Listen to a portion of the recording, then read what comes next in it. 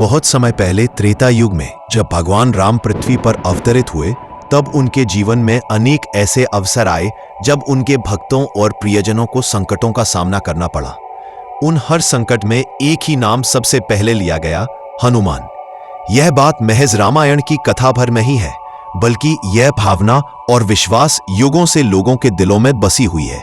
संकट मोचन यानी वह जो संकट को पल भर में दूर कर दे। ऐसा उपाधि किसी और देवता के साथ इतनी गहराई से नहीं जुड़ी जितनी हनुमान जी के साथ। लेकिन सवाल यह है कि आखिर क्यों?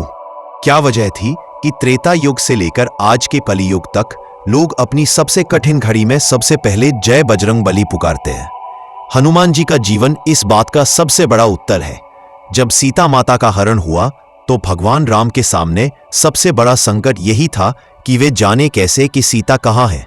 जंगल, पर्वत, समंदर पार, कोई सीमा न थी। उस समय वानर सेना में से केवल एक ही ऐसा था जो उस कठिन यात्रा को कर सकता था, हनुमान। उन्होंने अपने अंदर की शक्ति को याद किया, गुरुजनों का आशीर्वाद लिया और समुद्र लांघकर लंका पहुंचे। यहां उनकी बुद्धिमानी, साहस और असीम भक्ति सामने आई। उन्होंने सीता माता को ढूंढ निकाला, उन्हें प्रभु का संदेश दिया और लौटकर श्री राम को सारी खबर सुनाई। यही पहला बड़ा उदाहरण था जब उन्होंने संकट को टाल दिया और प्रभु को जीत की राह पर आगे बढ़ाया। यही उनकी पहली पहचान बनी, संकट को पल में हर लेने वाले। लेकिन संकट मोचन का अर्थ केवल युद्ध या शारीरिक संकट नहीं है। हनुमान जी मानसिक, आध्यात्मिक और नैतिक संकटों को भी दूर करते हैं। जब लक्ष्मण जी को युद्ध में शक्तिबाण लगा और वे अचेत हो गए, तब सारी सेना के मन में भय था कि अब विजय असंभव है। कोई नहीं जानता था कि संजीवनी बूटी कहां मिलेगी और समय भी बहुत कम था। एक बार फिर सबकी निगाहें उसी एक योद्धा पर गईं, हनुमान पर। उन्होंने हिमालय की ओर प्रस्थान किया, पर्वतों को छान मारा और जब पहचानना मुश्किल हुआ कि कौन सी बूटी है, तो पूरा पर्वत ही उठा लाए। यह केवल बल का परिचय नहीं था, यह समय पर सही निर्णय लेने और असंभव को संभव करने का उदाहरण था। संकट मोचन वही है जो वहां समाधान खोज ले जहां और कोई उम्मीद न दिखे। हनुमान जी की एक और अद्भुत विशेषता है उनका अहंकार रहित होना। वह अपनी किसी भी सफलता का श्रेय स्वयं को नहीं देते, बल्कि सारा यश भगवान राम के चरणों में अर्पित कर देते हैं। यही कारण है कि उनकी शक्ति कभी क्षीण नहीं होती। एक बार जब समुद्र पार करने से पहले उन्होंने सूर्य देव को अपने बचपन में निगलने की कोशिश की थी, तो देवताओं ने उन्हें अनेक वरदान दिए, अपार बल, बुद्धि, चपलता, अमरता और भय का निवारण करने की शक्ति। लेकिन इन सब का उपयोग उन्होंने कभी अपने व्यक्तिगत लाभ के लिए नहीं किया, बल्कि हमेशा दूसरों के संकट मिटाने के लिए किया। संकट मोचन वही हो सकता है जिसके भीतर न लोभ हो, न घमंड, न स्वार्थ, और हनुमान इसका जीवंत उदाहरण है। कहते हैं कि जब लंका दहन हुआ तब भी यह केवल युद्ध नीति का हिस्सा नहीं था। हनुमान जी ने रावण को यह संदेश दिया कि अधर्म का परिणाम विनाश ही होता है। उन्होंने वहां बंधन में पड़े होने पर भी भय नहीं दिखाया, बल्कि रावण की सभा में जाकर धर्म की बात कही। यह दिखाता है कि संकट मोचन केवल युद्ध में मदद नहीं करता, बल्कि धर्म और न्याय की राह दिखाकर भविष्य के संकटों को भी टाल देता है। कलयुग में भी हनुमान जी की यह छवि और विश्वास कम नहीं हुआ, बल्कि बढ़ता गया। तुलसीदास जी ने जब हनुमान चालीसा रची तो उन्होंने हर चौपाई में संकट मोचन की भूमिका को रेखांकित किया। संकट से हनुमान छुड़ावे, मन क्रम वचन ध्यान जो लावे। यानी जो भी अपने मन, कर्म और वाणी से हनुमान जी का स्मरण करता है, उसके संकट मिट जाते हैं। यहां संकट का अर्थ जीवन के हर कष्ट से है, रोग, शोक, भय, असफलता, मानसिक तनाव और आध्यात्मिक अज्ञान तक। भक्तों का अनुभव भी यही कहता है कि जब भी वे असहाय महसूस करते हैं और ईमानदारी से हनुमान जी का स्मरण करते हैं, तो कहीं ना कहीं से राह निकल आती है। चाहे वह किसी कठिन परीक्षा में सफलता हो, किसी खतरनाक हादसे से बचना हो या किसी बड़ी बीमारी से उबरना हो, भक्त मानते हैं कि यह बजरंगबली की कृपा है। इसका कारण यही है कि हनुमान जी के पास केवल शक्ति ही नहीं, बल्कि अनंत करुणा और तत्परता है। वे अपने भक्त की पुकार पर विलंब नहीं करते, तुरंत पहुंच जाते हैं। यही तत्परता उन्हें अन्य देवताओं से अलग करती है। रामायण में एक घटना आती है जब विभीषण ने श्री राम की शरण ली थी। रावण का भाई होने के कारण कुछ लोग सशंकित थे, लेकिन हनुमान जी ने विभीषण का हृदय पहचान लिया और कहा कि जो भी सच्चे मन से राम का शरणागत हो उसे कभी ठुकराना नहीं चाहिए। यह भी हनुमान जी संकट मोचन बने। विभीषण के लिए तो था ही, लेकिन श्री राम के लिए भी, क्योंकि उन्होंने एक योग्य सहयोगी पाया। यह बताता है कि हनुमान केवल बल के संकट मोचन नहीं, बल्कि नीति और नैतिक संकट के भी निवारण करता है।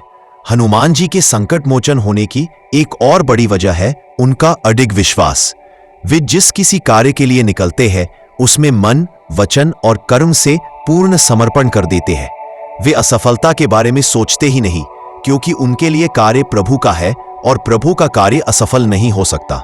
जब कोई व्यक्ति इस तरह का अडिग विश्वास रखता है तो उसके आसपास के लोग भी उससे प्रेरित होकर संकट में डगमगाने की बजाय टिके रहते हैं।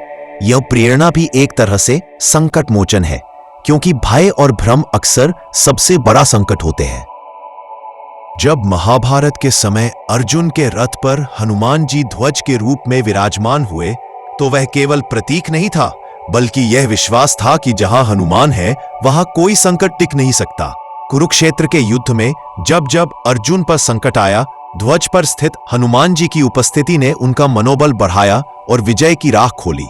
यह दर्शाता है कि वे केवल त्रेता युग के नहीं, बल्कि हर युग के संकट मोचन है। यही कारण है कि आज भी जब किसी घर में या व्यक्ति के जीवन में बड़ी समस्या आती है तो लोग मंगलवार और शनिवार को हनुमान जी की पूजा करते हैं, हनुमान चालीसा का पाठ करते हैं और उनसे प्रार्थना करते हैं। यह विश्वास केवल आस्था का परिणाम नहीं, बल्कि हजारों साल के अनुभव और परंपरा का फल है। लोग मानते हैं कि हनुमान जी की भक्ति से न केवल संकट दूर होते हैं, बल्कि जीवन में साहस, बुद्धि और सही निर्णय लेने की शक्ति आती है, जिससे आगे संकट आने ही मुश्किल हो जाता है। कहते हैं कि समय चाहे कितना भी बदल जाए, युगों का फेर चाहे कितना भी हो, लेकिन जो सत्य एक बार स्थिर हो जाता है वह कभी मिटता नहीं। त्रेता युग में जब भगवान श्री राम ने हनुमान जी को अपने हृदय में स्थान दिया था, तब से लेकर आज तक हनुमान जी का स्वरूप केवल एक भक्त का नहीं, बल्कि ऐसे रक्षक का बन गया जो हर युग में अपने भक्तों की रक्षा करता है। कलयुग में भी हनुमान जी को संकट मोचक कहा जाता है, और यह कोई अंधविश्वास नहीं, बल्कि अनुभवों और घटनाओं से सिद्ध हुई बात है। इस युग में जहां मनुष्य लालच, क्रोध, ईर्ष्या और भय से घिरा हुआ है, वहां हनुमान जी का नाम मात्र लेने से मन में एक अजीब सी शांति और विश्वास जाग उठता है। कलयुग में मनुष्य का सबसे बड़ा संकट केवल बाहरी नहीं, बल्कि भीतर का है। मन की उलझने, डर, अनिश्चितता और अधीरता। हनुमान जी को स्मरण करने का अर्थ है स्वयं को उस ऊर्जा से जोड़ना जो निडर, निष्कपट और पूरी तरह भगवान के चरणों में समर्पित है। जैसे त्रेता युग में उन्होंने सीता माता को खोज निकाला, समुद्र लांघा और लंका दहन किया, वैसे ही आज भी वे भक्त के जीवन में छाए अंधेरे को चीरकर मार्ग बना देते हैं। अगर इस कहानी ने आपके दिल को छुआ है तो इसे यही खत्म मत होने दीजिए।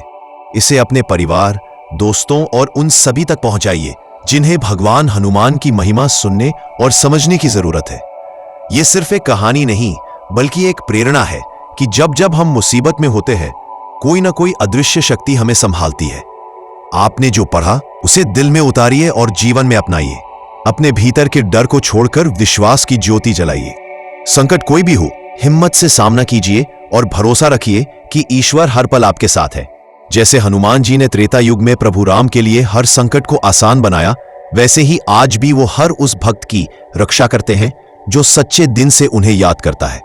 उनकी कृपा पाने के लिए बड़े बड़े अनुष्ठानों की जरूरत नहीं, बस दिल की सच्चाई और विश्वास काफी है। आज ही अपने जीवन की हर कठिनाई को एक चुनौती की तरह स्वीकार कीजिए और उस पर जीत हासिल कीजिए।